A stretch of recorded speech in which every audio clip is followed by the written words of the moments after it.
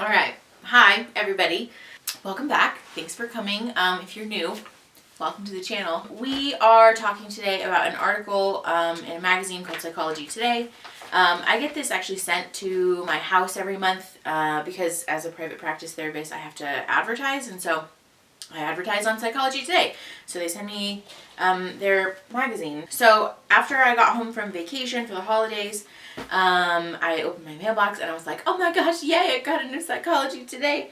And so I read through some of the articles and then landed on this one, which is called The End of Sex. And so I was looking at this, and they do this thing where they like pull a quote for the article, and this says, forcing sex into a politically correct corner annihilates it.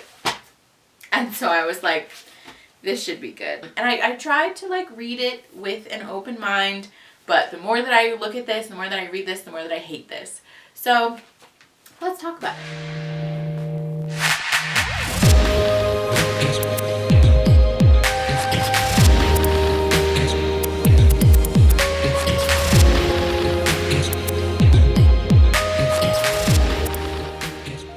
Okay, so this article is written by two people, Marianne Brandon and James Simon. Marianne Brandon is a sex therapist. Not that sex therapy isn't a real thing, but I don't think she's a very good one.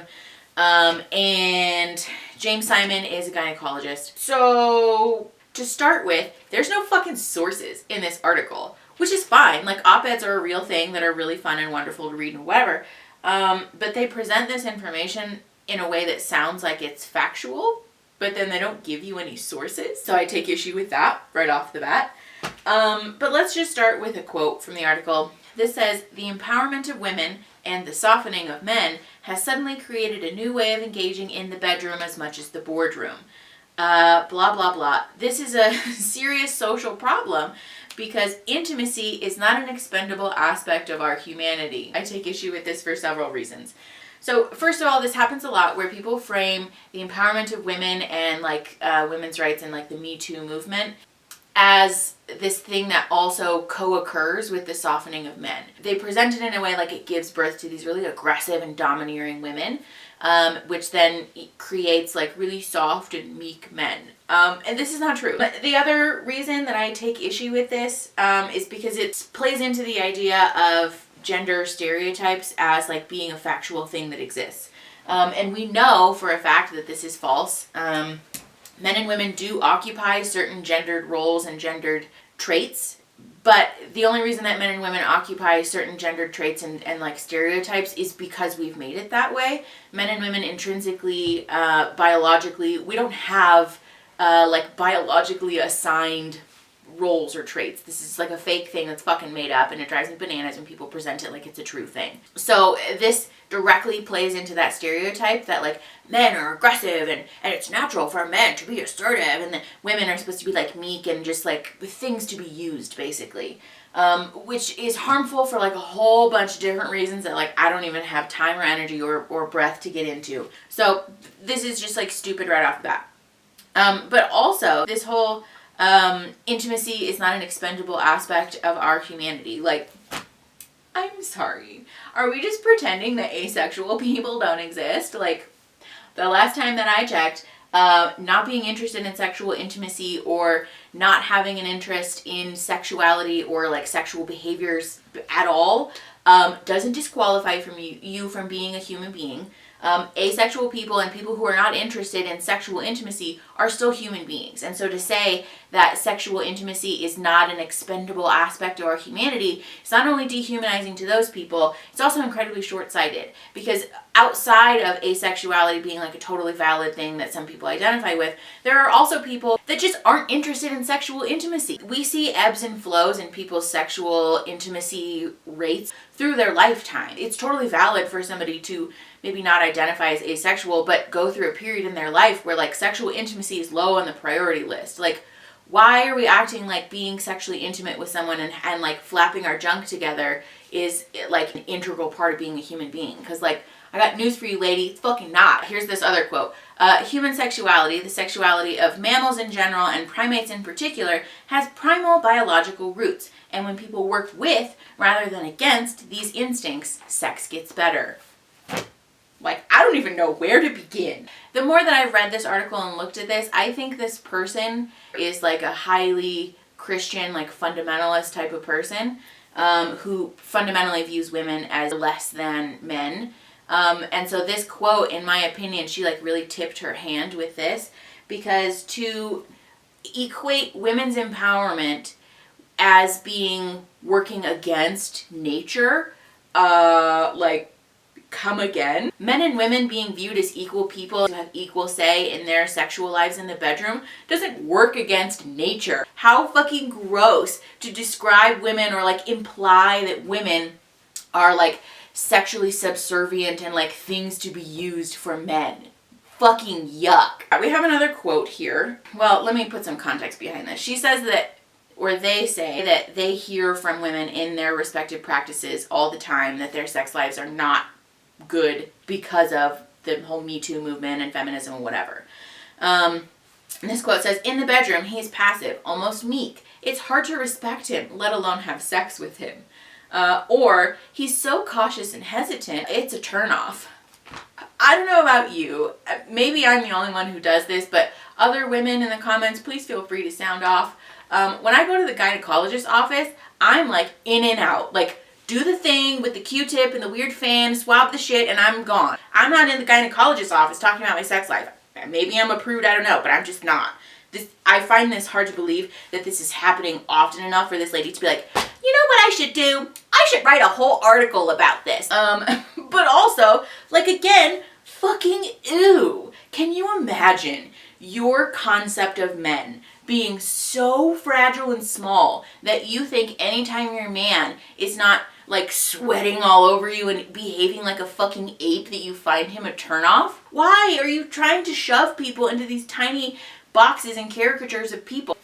I have news for anybody who thinks that masculinity is so fragile that it's so easily broken by women advocating for, like, I don't know, the right to not be harassed and raped. Men are incredibly resilient. Men who aren't dickbags aren't opposed to the idea of women being viewed as equal human beings. Feminism helps everybody because it is borne out in the research again and again and again that the pressure of being a masculine man who doesn't express emotion, who isn't allowed to be vulnerable, who isn't allowed to take a back seat to things, who always has to be in control and in charge and making decisions for things, that's a lot of fucking pressure, and it hurts men. This is not a positive thing for men all the time. Some men enjoy parts of this, sure, and there absolutely is privilege that comes with being, you know, a male, don't get me wrong. I'm not in any way trying to like excuse the privilege and like all of the oppression that comes from men, but this is why feminism helps everybody, because when we release people of the pressure of being this made-up caricature of a person, we can talk about our feelings and our problems openly and honestly and have like an actual productive dialogue about how to be a good partner, how to be a good dad, how to be a good friend, how to be a good son, all of these things, because when we shove people into this tiny box, it doesn't give them any room to move, it doesn't give them any room to grow. The other issue with this too is that she paints the idea of enthusiastic consent and having consent from your partner beforehand as being polite sex. And this is, again, wrong, but just harmful to people, because you can have a passionate sex life, you can have a sex life that is interesting and new and exciting and not boring and ho-hum, that still includes enthusiastic consent. And that's, I think, the thing that bothers me the most about this is when we put together the, women are passive sexual partners and objects to be used, and, this sort of implication that, like, oh, obtaining consent is such a hassle, don't bother, that, like, we run into rape culture really quickly. Enthusiastic consent is not only super easy to get if you and your partner are on the same page and you're, like, communicating regularly, but for a lot of people, you know what's really sexy? Enthusiastic consent, not feeling like a sexual object, feeling like you have control and say in what your sex life looks like. Why would that be unappealing to anybody? Why would we perpetuate the idea that obtaining permission from your partner and making sure that everybody's on the same page and making an effort to make sure that everyone's enjoying themselves is unsexy? How in any way? Like, I challenge anybody who disagrees with me to find me an example of how feeling valued and feeling like your voice is heard in a sexual context is not sexy or fun. Fucking fight me. I fucking hate when people perpetuate this idea that enthusiastic consent is some kind of PC bullshit thing. Like, no, it's not. And the idea, if your sexual identity and your sexual joy comes from robbing other people of their consent and their ability to make decisions in the bedroom, like, that's not sex, that's rape. Those are not the same thing. I'm sorry, they're not. The other thing about this that we haven't really touched on yet, but is really concerning, is that this is highly heteronormative. We're really going to pretend like all sexual relationships exist in a space with one man and one woman and that's it? Like, I'm sorry. That's not the world that we live in. Whether you agree or disagree with people's homosexuality and LGBTQ and all that being like valid or whatever, like, if you don't, fuck you, you suck. But even if you don't agree with that, like, I'm sorry that you don't like it, but that's still the world that we live in. And so if this is as much of a problem as this person or these people seem to think that it is, then why are you not talking about this as it relates to your LGBTQ patients? I have a feeling that this is more motivated by like a weird Christian point of view, because I looked up the psychologist who co-authored this article, and she's written a book called Unlocking the Sexy in Surrender. And looking through some of her literature and stuff, she has like really, really backwards ass views about women and how women should be passive everywhere. And that's how that equals like a positive sex life. The other thing that she says in here, we teach men to contain sexual interest, resist assertive overtures, and hide their sexual longing. How confusing it must be for a man to develop a sensitive, responsive, and polite sexual style, only to be ultimately told by the woman he married that he is boring and an uninteresting lover.